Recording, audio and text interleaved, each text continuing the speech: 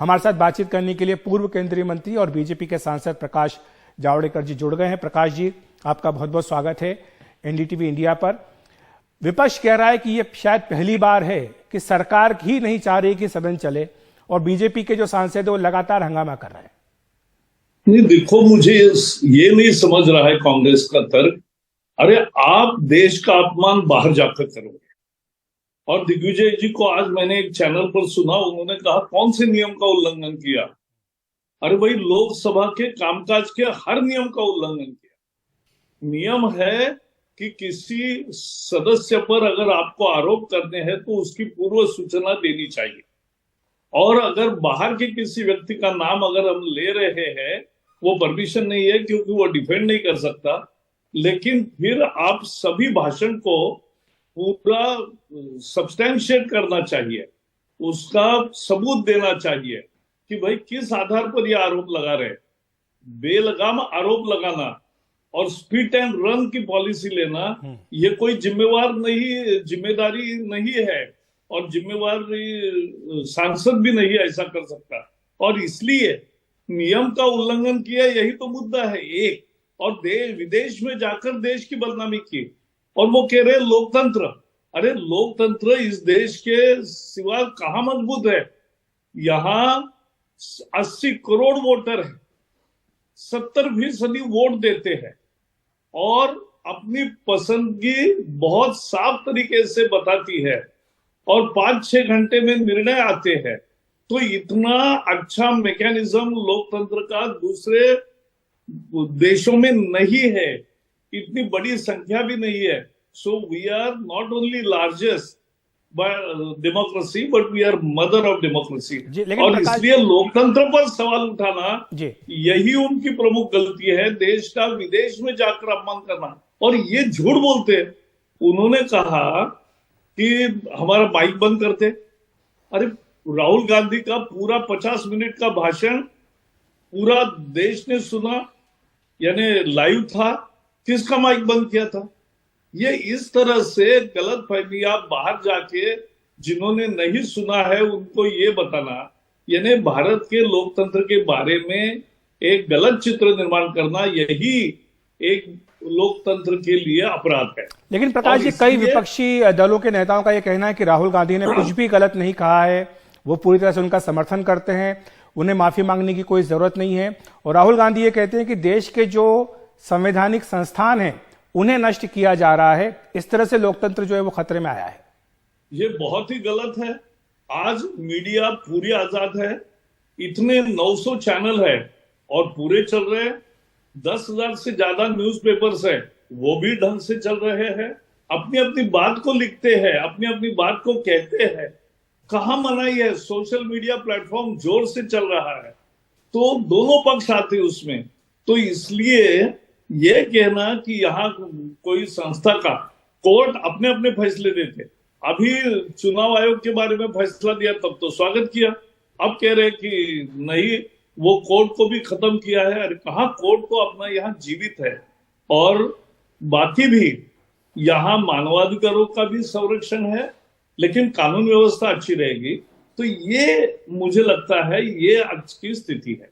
और इसलिए हमें, जैसे हिंडनबर्ग की रिपोर्ट की बात करें, अरे हिंडनबर्ग ने अपने देश में जो 3 बैंकों का अभी एकदम 3 दिन में 3 बैंक खत्म हुए यूएस में, उसके बारे में तो कभी कुछ नहीं कहा।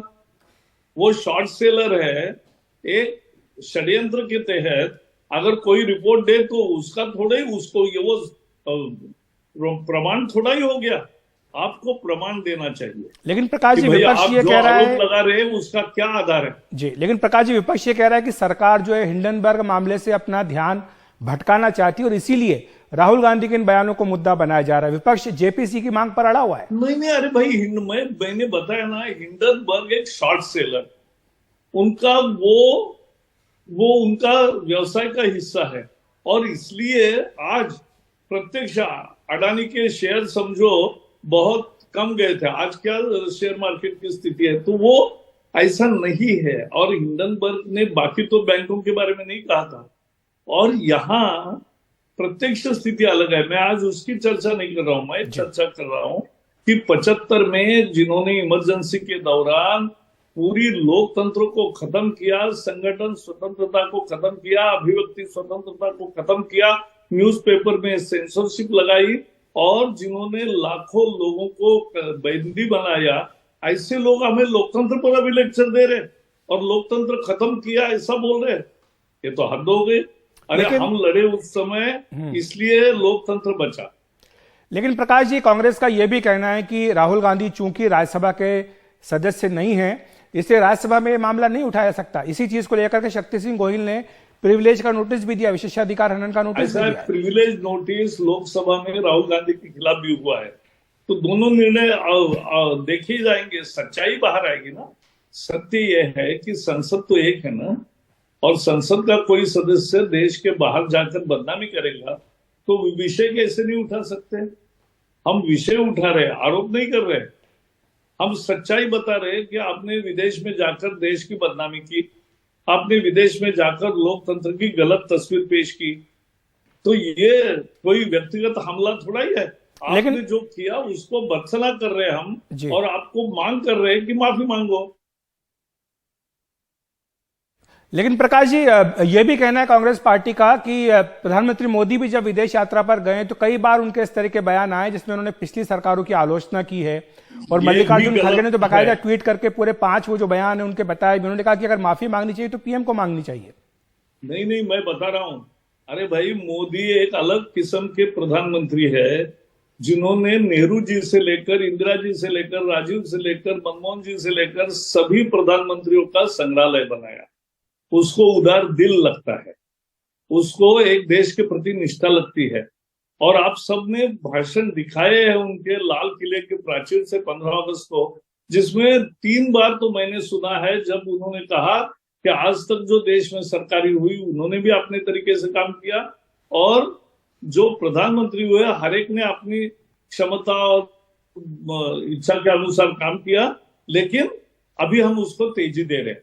तो ये जो बात करते हैं वो उदारतावाद का परिचय है, ये संकुचित भावना, और ये नहीं है विदेश में जाकर ये कहना कि भाई last decade was a lost decade.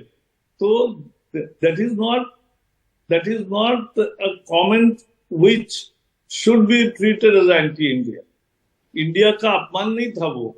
किसी देश में किसी विकास की गति कम हुई थी, ठीक कारोबार नहीं चल रहा था, और इसीलिए लोगों ने बदलाव किया।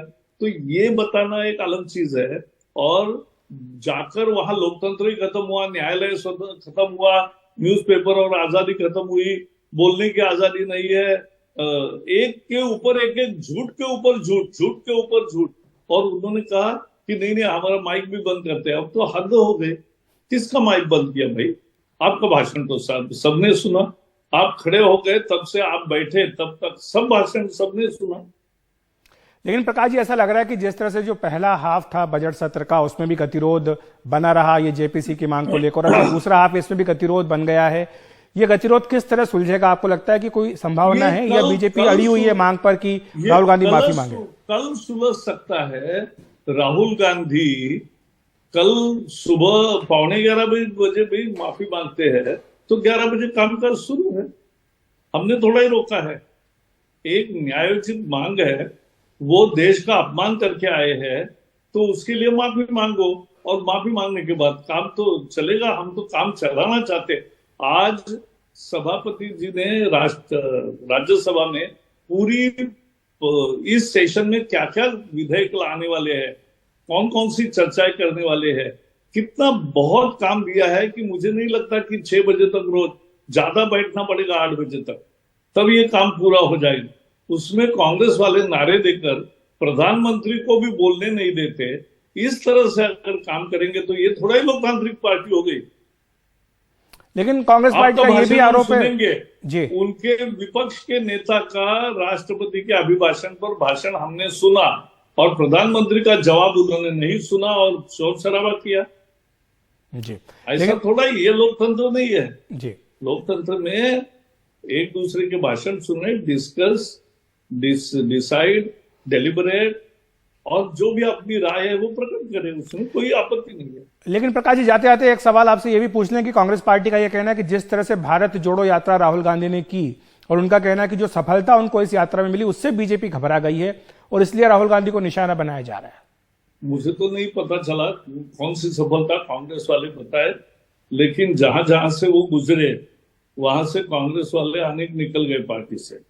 इसको अगर सफलता कोई कहे तो मुझे कोई आपत्ति नहीं।